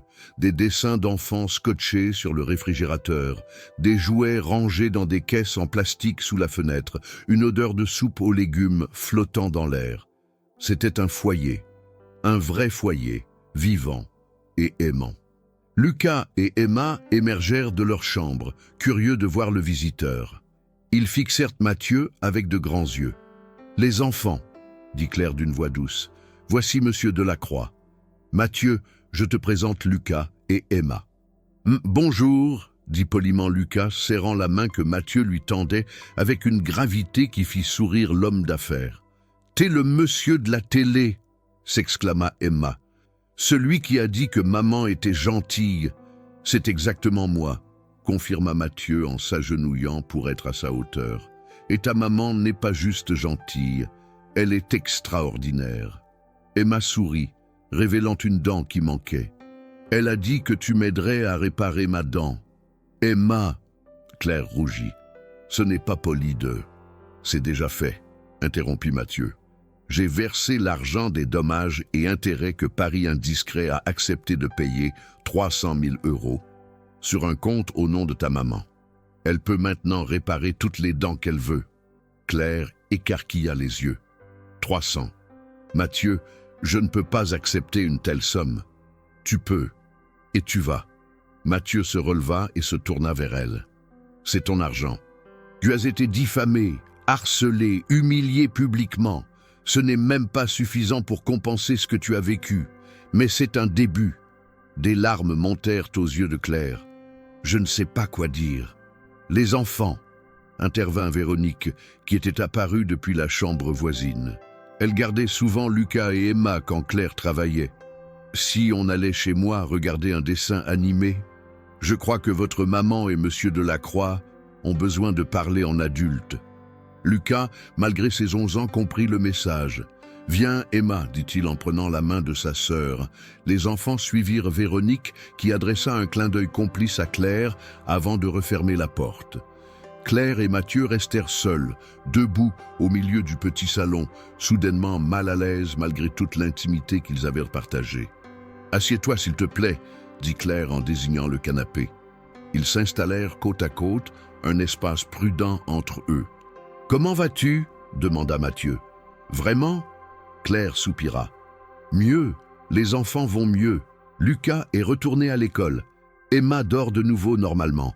Les journalistes nous ont laissés tranquilles. »« Bien. » Mathieu sembla soulagé. « Et toi, ton travail ?»« Je cherche, » admit Claire. « L'agence a voulu me reprendre, mais j'ai refusé. Je ne peux pas travailler pour des gens qui m'ont abandonné à la première difficulté. »« Je comprends. » Mathieu hésita, puis plongea. « J'ai une proposition. » Claire le regarda avec méfiance. « Quel genre de proposition ? Pas celle que tu crois. » Se hâta-t-il de préciser. « Je ne te demande pas de revenir faire le ménage chez moi. Tu mérites mieux que ça. »« Le ménage n'a rien de honteux, » répliqua Claire avec une pointe de fierté blessée. « Je sais, ce n'est pas ce que je voulais dire. » Mathieu se passa une main dans les cheveux, nerveux, un geste que Claire ne lui avait jamais vu faire. « Ce que je veux dire, c'est que tu as été infirmière, une excellente infirmière, d'après ce que tu m'as raconté, et tu as arrêté à cause d'un burn-out que personne ne t'a aidé à surmonter. Où veux-tu en venir ? » « Je crée une fondation, » annonça Mathieu, en mémoire de Sophie, la fondation Sophie Delacroix pour le soutien aux soignants. Elle aura pour mission d'aider les infirmiers, infirmières, aides-soignants, tous les professionnels de santé qui souffrent de burn-out, de dépression, de stress post-traumatique. Accompagnement psychologique gratuit, formation pour réorientation professionnelle si nécessaire, aide financière pendant les périodes de convalescence. Claire écoutait, fascinée. « Et je veux que tu en sois la directrice, » dit Mathieu. Le silence tomba comme une pierre. « Quoi ?» Claire n'était pas sûre d'avoir bien entendu. « Directrice de la fondation, » répéta Mathieu. « Tu connais ce monde, tu as vécu ce qu'ils vivent. Tu es la personne parfaite pour comprendre leurs besoins, pour développer des programmes qui les aideront vraiment. » Mathieu, je n'ai aucune expérience en gestion d'organisation, en administration, On t'entourera de professionnels pour ça. Comptables, juristes, experts en ressources humaines. Mais le cœur de la fondation, sa vision, son âme, ça vient de quelqu'un qui a été là, quelqu'un comme toi. Claire se leva, incapable de rester assise. Elle fit quelques pas dans la pièce, essayant de digérer l'information. « Pourquoi ?» demanda-t-elle finalement. « Pourquoi moi ? Pourquoi maintenant ?» Mathieu se leva aussi. « Parce que tu mérites une seconde chance. Parce que ton histoire ne doit pas se terminer en femme de ménage, survivant à peine. Parce que tu as tant à offrir au monde. Et parce que... » Il s'interrompit, cherchant ses mots. « Parce que tu m'as sauvée, Claire, et je veux te rendre l'appareil. » Claire se tourna vers lui, les yeux brillants de larmes. « Tu m'as déjà sauvée. Tu m'as donné de l'argent quand j'en avais désespérément besoin. Tu m'as défendu publiquement. Tu m'as protégée. »« Non, » dit doucement Mathieu en s'approchant d'elle. « Je t'ai donné de l'argent. C'est tout. Mais toi, tu m'as donné bien plus. Tu m'as redonné foi en l'humanité. Tu m'as rappelé ce que signifie être bon, être généreux, même quand la vie t'a frappé durement. Tu m'as fait sortir de ma prison de deuil et d'amertume. Il était maintenant à quelques centimètres d'elle, assez près pour sentir le parfum léger de son shampoing. « Claire, murmura-t-il, je ne te demande pas de m'épouser. Je ne te demande même pas d'être ma petite amie, si tu n'en as pas envie. Mais je te demande de me laisser être ton ami, ton allié, quelqu'un sur qui tu peux compter. Et si tu veux diriger cette fondation, je serai honoré de travailler avec toi. Sinon, je comprendrai. Mais s'il te plaît, ne disparais pas de ma vie. » Claire le regarda longuement, scrutant son visage, cherchant une trace de mensonge ou de manipulation. Elle n'en trouva aucune. Juste de la sincérité brute, de la vulnérabilité et quelque chose d'autre qu'elle n'osait pas encore nommer. « D'accord, dit-elle finalement. Mathieu cligna des yeux. « D'accord ? D'accord pour la fondation, d'accord pour être amie, d'accord pour essayer. » Elle sourit à travers ses larmes. « Mais je te préviens, je vais avoir besoin de beaucoup d'aide. Je ne sais même pas comment on gère une fondation. » Mathieu éclata de rire, un rire franc, libéré, joyeux. « On apprendra ensemble. » Il ouvrit ses bras, une invitation silencieuse. Claire hésita une demi-seconde, puis s'avança et se laissa enlacer. Mathieu la serra contre lui, respirant l'odeur de ses cheveux, sentant son corps trembler légèrement contre le sien. « Merci, » murmura-t-elle contre son épaule. « Merci de ne pas avoir abandonné. »« Jamais, » promit Mathieu, « plus jamais. » Ils restèrent ainsi enlacés pendant de longues minutes, deux âmes brisées trouvant refuge l'une dans l'autre. Les mois suivants furent un tourbillon d'activités. La Fondation Sophie Delacroix fut officiellement créée en janvier. Claire suivit une formation accélérée en gestion d'organisation à but non lucratif, accompagnée d'un mentor expérimenté. Mathieu investit 5 millions d'euros de sa fortune personnelle pour lancer le projet. Les locaux de la Fondation furent établis dans le 10e arrondissement, dans un bâtiment rénové près de l'hôpital Saint-Louis, un emplacement symbolique, proche des soignants qu'il voulait aider. L'équipe se composa progressivement. 3 psychologues spécialisés en burn-out professionnel, 2 assistantes sociales, une coordinatrice administrative et Claire à sa tête. Au début, Claire doutait constamment. Elle se sentait illégitime, incompétente, terrifiée de décevoir Mathieu et tous ceux qui comptaient sur elle. Mais peu à peu, elle trouva ses marques. Elle découvrit qu'elle possédait quelque chose d'irremplaçable. L'empathie née de l'expérience. Quand un infirmier épuisé franchissait la porte de la Fondation, Claire reconnaissait immédiatement dans ses yeux la même détresse qu'elle avait ressentie 3 ans auparavant. Elle savait quoi dire, comment écouter, quand pousser et quand simplement être présente. Les premiers mois, la Fondation aida 12 soignants, puis 25, puis 50. Les médias, qui avaient contribué à détruire Claire quelques mois plus tôt, racontaient maintenant son histoire de rédemption avec admiration. Elle devint malgré elle une figure publique, invitée à des conférences sur le burn-out professionnel, interviewée par des magazines féminins, sollicitée pour témoigner devant des commissions parlementaires sur les conditions de travail dans les hôpitaux. Mathieu, quant à lui, restait en retrait. Il finançait, il soutenait, il conseillait quand on le lui demandait, mais il laissait Claire briller de sa propre lumière. C'était son projet à elle maintenant, son accomplissement. Leur relation évoluait lentement, prudemment. Ils passaient beaucoup de temps ensemble.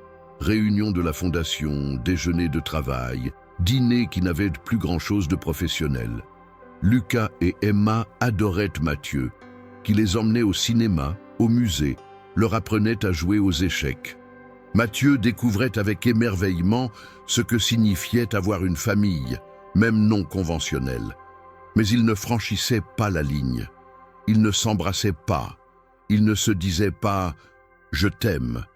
Il y avait toujours cette prudence, cette peur de gâcher quelque chose de précieux en allant trop vite. En juin, 6 mois après la création de la Fondation, Claire organisa une grande soirée de gala pour lever des fonds. L'événement se tenait dans un hôtel particulier du 7e arrondissement, Pas celui de la conférence de presse catastrophique, un autre, plus chaleureux. 200 invités étaient attendus. Philanthropes, personnalités politiques, professionnels de santé, journalistes. Claire était terrifiée. Elle devait prononcer un discours devant tout ce monde. Elle qui avait passé sa vie à soigner discrètement dans les coulisses, elle devait maintenant se tenir sous les projecteurs.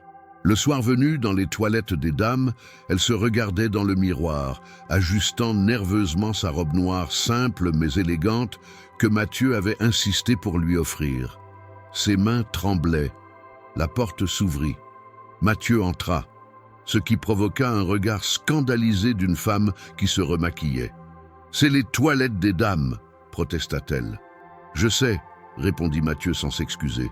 « J'ai besoin d'une minute avec Madame Moreau. » La femme partit en maugréant. Mathieu se tourna vers Claire. « Tu vas être formidable, dit-il. »« Je suis pétrifié, » avoua Claire. « Tous ces gens importants. »« Tu es la personne la plus importante dans cette salle, » affirma Mathieu. « Pas moi, pas les députés, pas les millionnaires. Toi, parce que tu es la seule à savoir vraiment ce que c'est que de souffrir et de s'en relever. Tu es la seule à comprendre pourquoi cette fondation existe. » Il prit ses mains dans les siennes. « Claire, depuis que tu es entrée dans ma vie, tout a changé. J'étais mort à l'intérieur. Je survivais, mais je ne vivais pas. Et toi? Toi, tu m'as rappelé qu'il y avait encore de la beauté dans ce monde, de la bonté, de l'espoir. » Claire sentit son cœur s'emballer. « Mathieu, laisse-moi finir, » l'interrompit-il doucement. « Je sais que c'est trop tôt. Je sais qu'on a décidé d'aller lentement. Mais je ne peux plus garder ça pour moi. Claire, je suis tombé amoureux de toi. » Le temps sembla se figer. « Quand ?» demanda Claire d'une voix tremblante. Mathieu sourit. « Le premier jour, quand tu as protégé mes 10 000 euros au lieu de les voler. Quand tu m'as prouvé qu'il existait encore des gens bons. Peut-être même avant, quand tu as laissé ce petit post-it sur mon comptoir. » Claire sentit les larmes monter. « Moi aussi, » murmura-t-elle. « Je suis tombée amoureuse de toi. Quand tu m'as consolée après le malaise d'Emma. Quand tu m'as donné une chance, alors que j'avais perdu espoir. Quand tu t'es battue pour me défendre. » Mathieu s'approcha lentement, laissant à Claire tout le temps de reculer si elle le souhaitait. Elle ne recula pas. Leurs lèvres se rencontrèrent dans un baiser doux, hésitant, chargé de tous les mois de retenue et d'attente. Claire enlaça Mathieu, s'accrochant à lui comme à une bouée de sauvetage. Mathieu la serra contre lui, comme s'il avait peur qu'elle disparaisse. Quand ils se séparèrent, tous deux souriaient à travers leurs larmes. « On va être en retard pour ton discours », remarqua Mathieu. « Tant pis, » dit Claire. « Certaines choses sont plus importantes. » Ils restèrent encore quelques minutes dans ces toilettes improbables, se regardant simplement, s'imprégnant de ce moment, de cette promesse d'un futur ensemble. Puis, Claire inspira profondément, ajusta une dernière fois sa robe et prit le bras que Mathieu lui tendait. « Prête ?» demanda-t-il. « Prête !» confirma-t-elle. Ils sortirent ensemble et se dirigèrent vers la salle de réception où les attendaient 200 invités. Le discours de Claire fut un triomphe. Elle parla avec une honnêteté déchirante de son propre burn-out, des patients qu'elle n'avait pu sauver, de la culpabilité qui l'avait presque détruite. Elle parla des soignants anonymes qui continuaient à se battre chaque jour, malgré l'épuisement, malgré le manque de moyens, malgré le peu de reconnaissance. « Ils nous sauvent la vie quand nous sommes malades », dit-elle, sa voix portant dans le silence absolu de la salle. Mais qui les sauve, eux, quand ils s'effondrent? C'est la question que la Fondation Sophie Delacroix pose.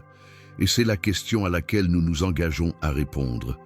Et quand elle termina, l'ovation fut assourdissante. Des gens pleuraient. D'autres se levaient pour applaudir. Mathieu, debout au premier rang, la regardait avec une fierté et un amour évident. Ce soir-là, la Fondation leva 700 000 euros. Mais plus important encore, elle gagna l'attention des médias, du gouvernement, des décideurs. Le lendemain, le ministre de la Santé contacta Claire pour discuter d'un partenariat avec le ministère. 2 ans plus tard, par un matin d'automne similaire à celui où Claire avait franchi pour la première fois la porte de Mathieu, ils se tenaient tous les deux devant le maire du 16e arrondissement. Claire portait une robe blanche, simple, élégante, sans fioritures. Mathieu, un costume anthracite, Lucas, maintenant adolescent de 13 ans, servait de témoin à sa mère, sanglé dans son premier costume d'adulte.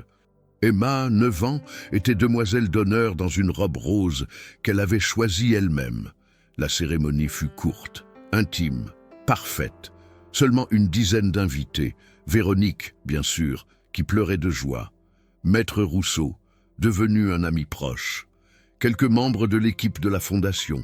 Pas de presse, pas de photos pour les magazines. Juste eux, leur amour et les gens qui comptaient vraiment.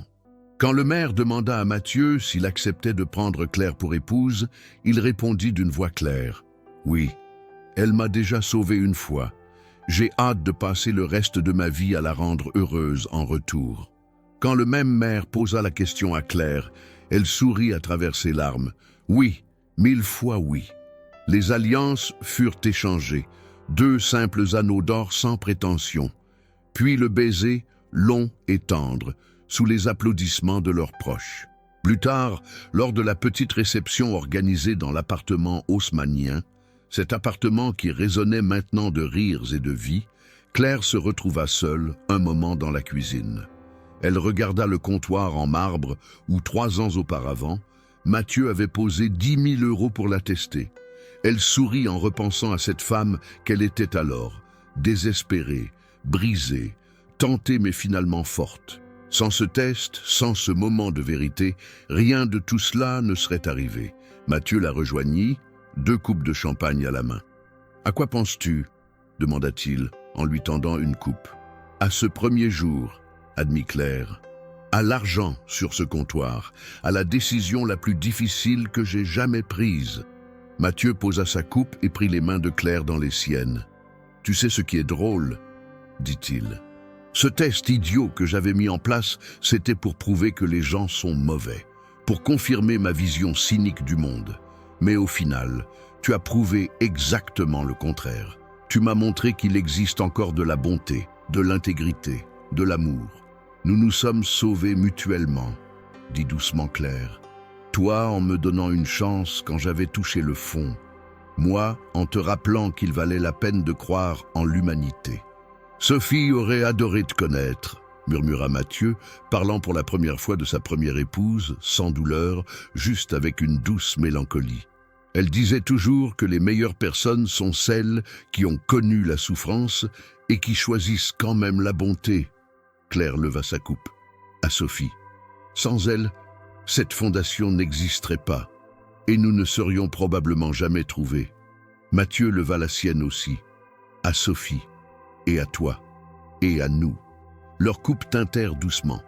De la salle à manger, leur parvenaient les rires de Lucas et Emma, qui racontaient à Véronique une histoire embarrassante sur leur mère.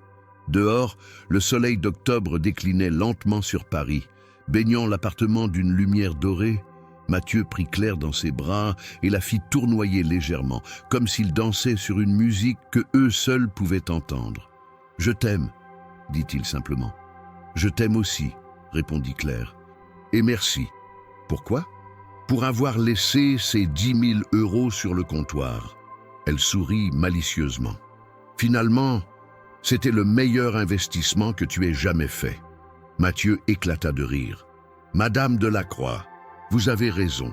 10 000 € pour trouver l'amour de ma vie, c'est une sacrée affaire. Ils s'embrassèrent de nouveau tendrement, pendant que dans la pièce voisine, leur famille, leur nouvelle famille, imparfaite mais vraie, continuait à célébrer. Épilogue. 5 ans plus tard, la Fondation Sophie Delacroix était devenue une référence nationale. Avec 14 antennes dans toute la France, elle avait aidé plus de 3000 soignants à surmonter leur burn-out. Claire, désormais reconnue comme experte en santé mentale, des professionnels de soins, était régulièrement invitée à témoigner devant des instances gouvernementales. Un documentaire sur son parcours, de l'infirmière brisée à la directrice d'une fondation majeure, avait remporté plusieurs prix. Mathieu avait progressivement délégué la gestion de Delacroix Immobilier à des collaborateurs de confiance pour se consacrer davantage à la philanthropie. Il avait créé 2 autres fondations, une pour les veuves et veuves en deuil, une autre pour soutenir les mères célibataires en difficulté financière. Lucas, à 16 ans, voulait devenir médecin.